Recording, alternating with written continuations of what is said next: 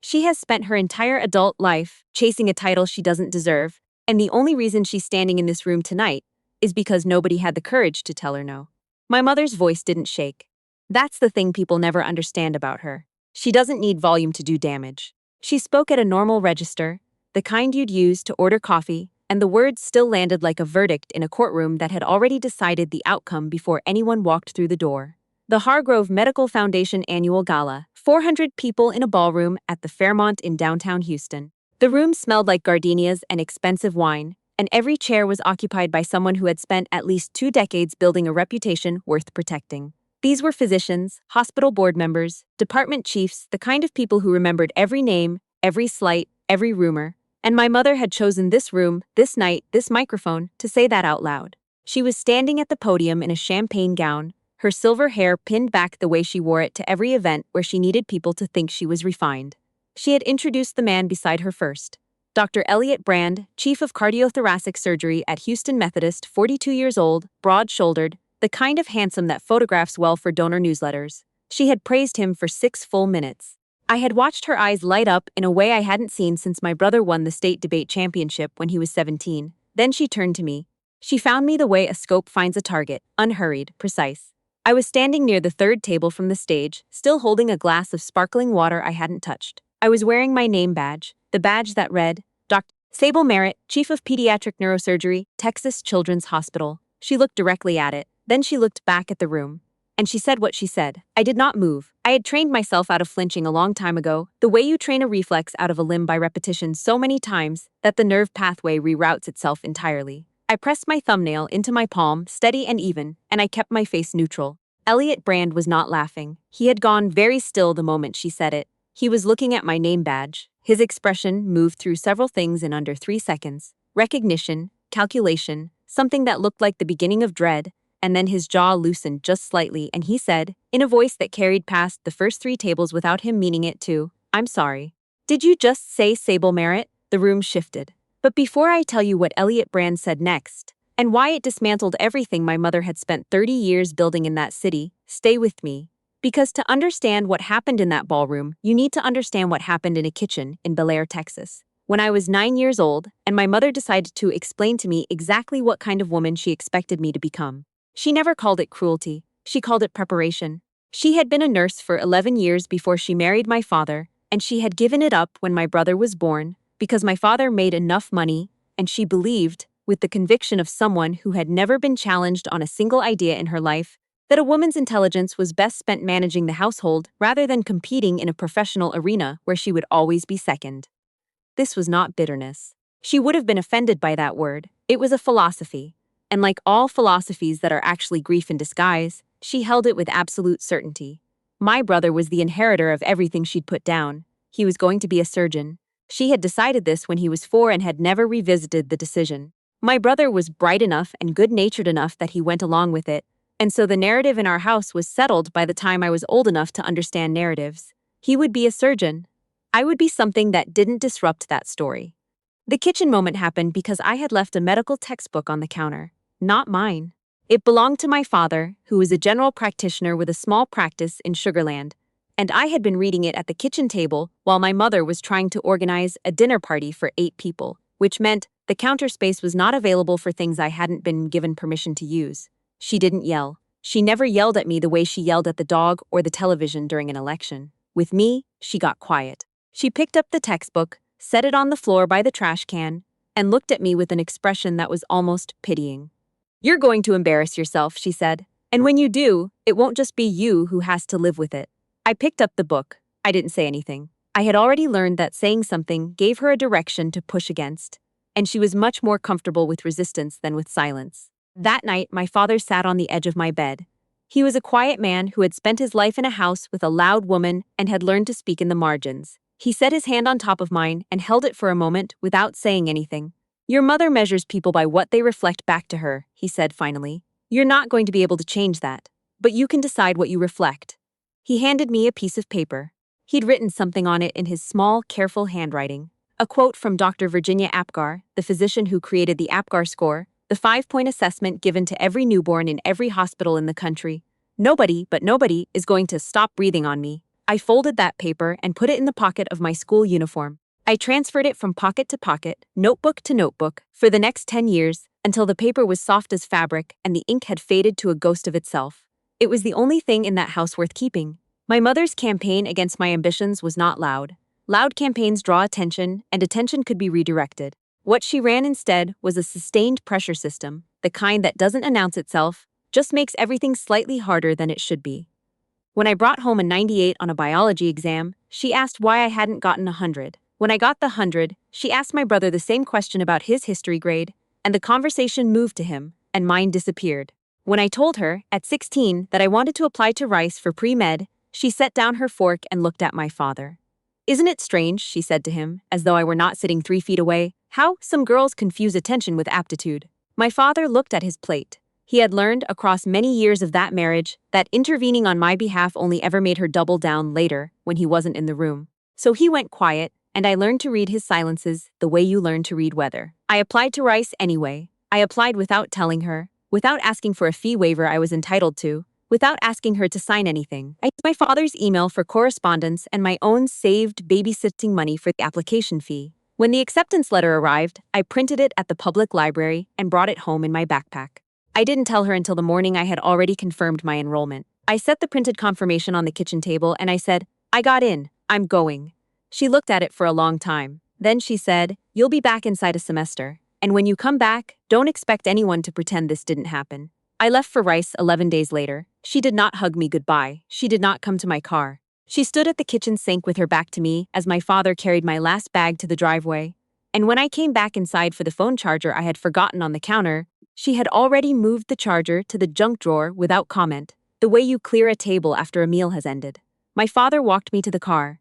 He pressed his hand to my window after I shut the door, palm flat against the glass. He was smiling, but his eyes were doing something different. "Nobody's going to stop you," he said. "Not on my watch." I believed him. I had to. The first year of medical school at Baylor College of Medicine, I called home twice a month on Sundays. My father picked up every time.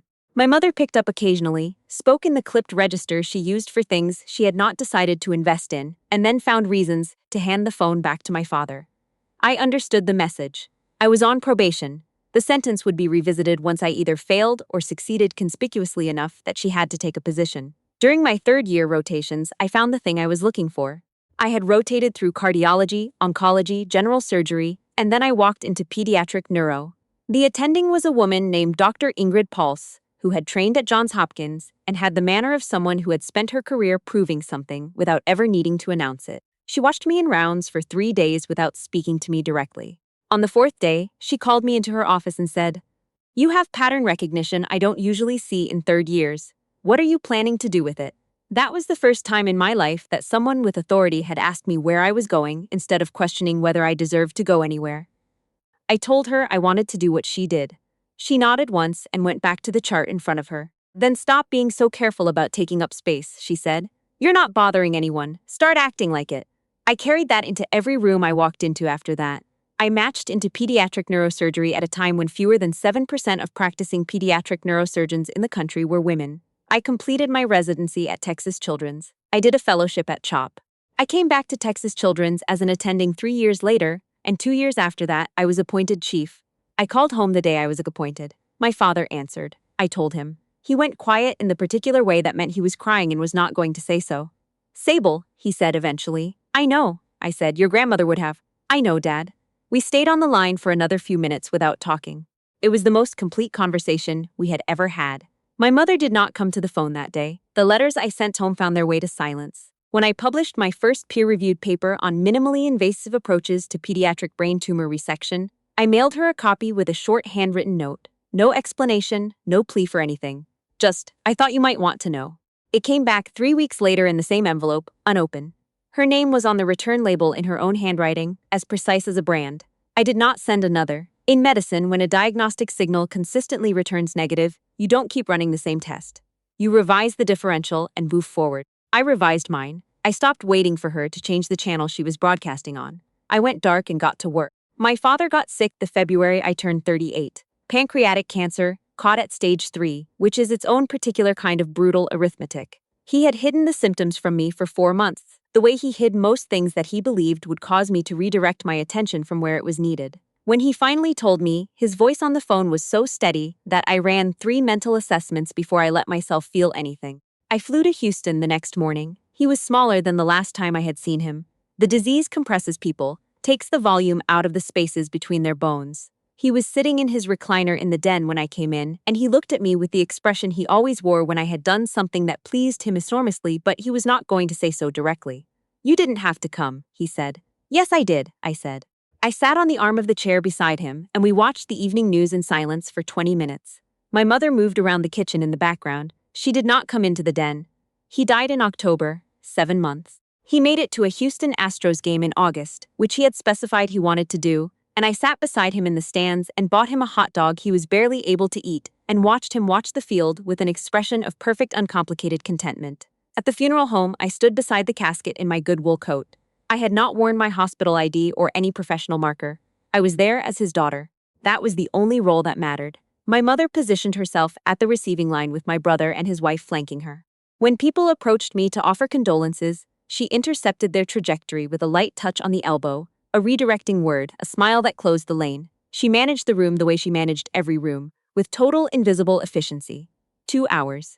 Not one person made it to me without being rerouted first. My brother saw it. I could tell by the way he kept almost looking at me and then looking somewhere else. He had spent his whole life being comfortable in that house, and discomfort made him slow. He was not a bad man. He was just someone who had never found a reason to pick a side. I stood beside my father's casket for 2 hours without moving. It was the only thing I could still give him: presence, steadiness, the refusal to be diminished in the room where he lay. When it was over and the room cleared, I looked at her once across the flower arrangements. She turned away first. I came to the Hargrove Gala because my department head had asked me to represent Texas Children's. It was a donor cultivation event, and my presence was requested, not optional. I had not known my mother would be there. I had not known that she sat on the advisory council of the Hargrove Foundation, because she had not mentioned it in any of the 3 conversations we had managed in the past 2 years, and I had not asked, because asking her things had stopped yielding useful information sometime around my 2nd year of residency. I walked into the ballroom and found my table and was speaking with a trauma surgeon from Ben Taub when I saw her at the podium, being introduced. I should have left then. I considered it for exactly 4 seconds.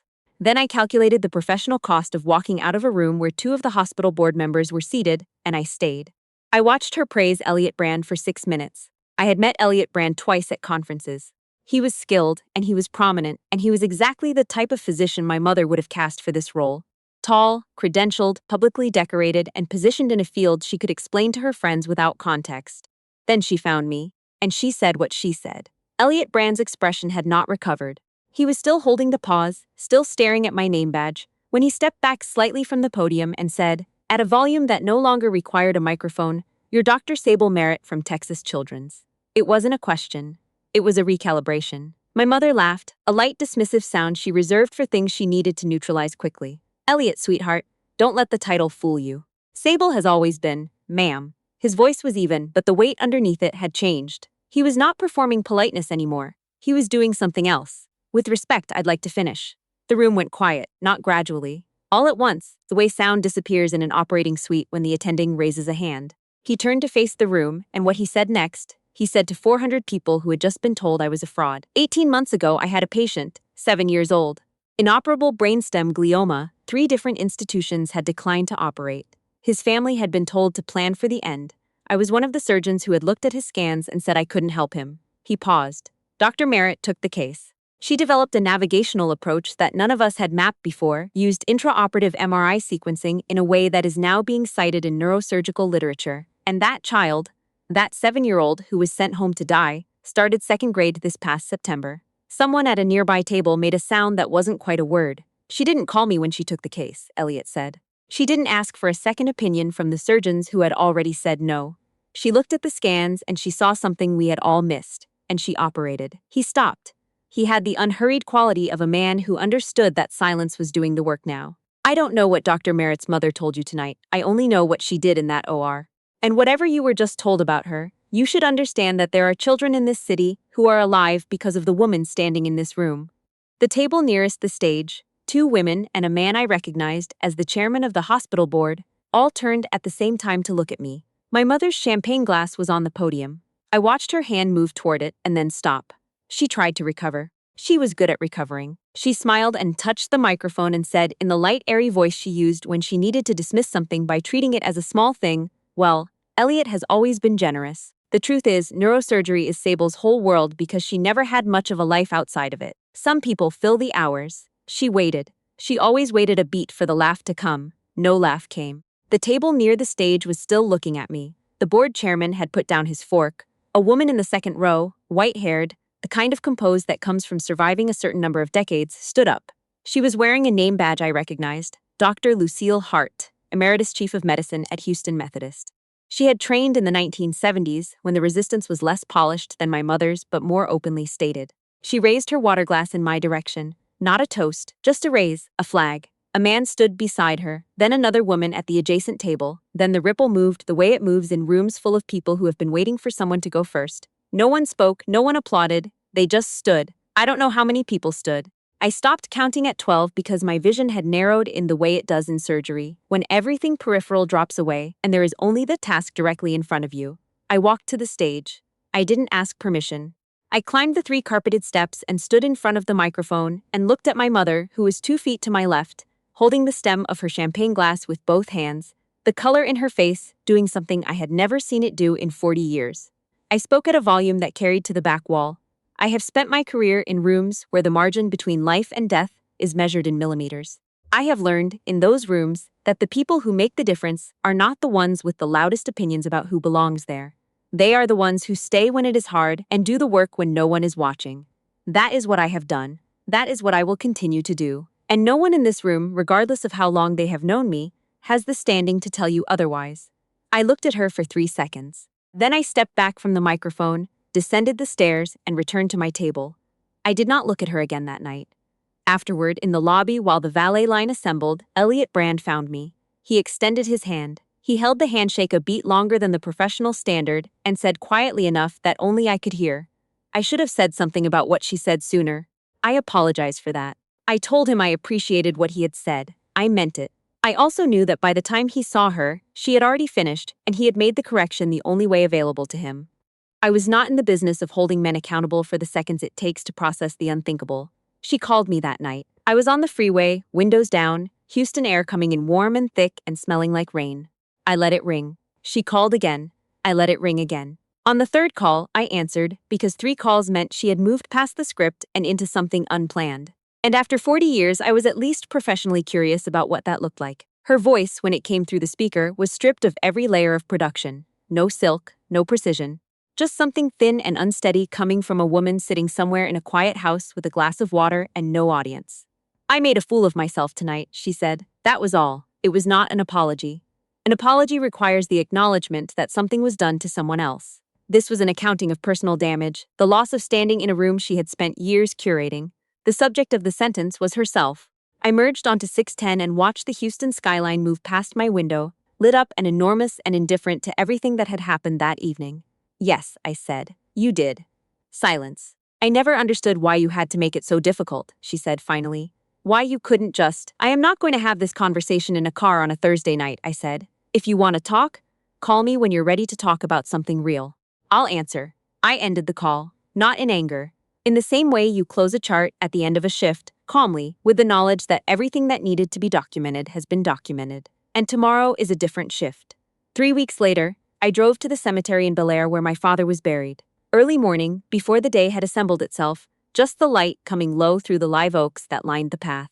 His headstone was simple granite. He had specified that. He had also specified the epitaph, which he had written on a notepad and given to me 4 months before he died, in the October handwriting of a man who was making decisions about things that would outlast him. A good doctor. A better father. He showed up. That was all he had wanted carved into the stone. 8 words.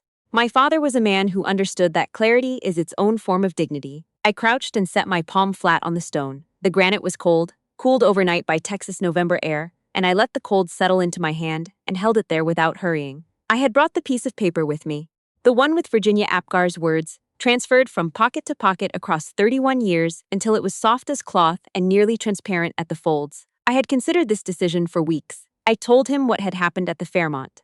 I told him about Elliot Brand and Dr. Lucille Hart standing up and the 12 people after her. I told him that I had walked up to a microphone in front of 400 people and said what needed to be said. She called me that night, I said. She said she made a fool of herself. She didn't say anything about me, but that's all right. I stopped waiting for that particular sentence a long time ago. The live oaks moved overhead. A car passed on the road somewhere beyond the tree line. I think I was waiting for you to fix it, I said. For a long time. I know that's not fair. You did what you could from where you were standing. You taped me back together in every way you were able to. That was enough. That was more than enough. I unfolded the paper. It had been through residency, fellowship, 3 countries, the ICU at 2 in the morning, and 11 years of an attending's coat pocket. The words were still legible if you held it at the right angle. I set it against the base of the headstone, pressed flat by the weight of a small stone I picked from the path. I don't need to carry this anymore, I said. I've got my own words on the page now. You gave me the first sentence. The rest I wrote. I stood, straightened my coat, and held a moment of stillness that wasn't prayer and wasn't performance, just a daughter standing at her father's grave in the early morning with nothing left to ask for and nothing left to prove. Then I walked back to my car, drove to Texas Children's, changed into my scrubs, and went to check on the boy who had started 2nd grade in September. He was doing fine. His last MRI was clear. He had lost his 2 front teeth over the summer and was very interested in telling me about it. I listened to the whole story. I had nowhere else to be. Sometimes the proof you spent your whole life building isn't the credential on the wall or the moment in the ballroom when the room stands up. Sometimes it's a 7-year-old with a gap-toothed smile telling you about the tooth fairy, alive, in a chair, talking about ordinary things. And you realize that the approval you fought for in one house was never the thing that was going to tell you whether you mattered. The work always knew. The work knew before anyone else did. And for someone who spent 30 years waiting to be seen, that was the only answer that was ever going to be enough.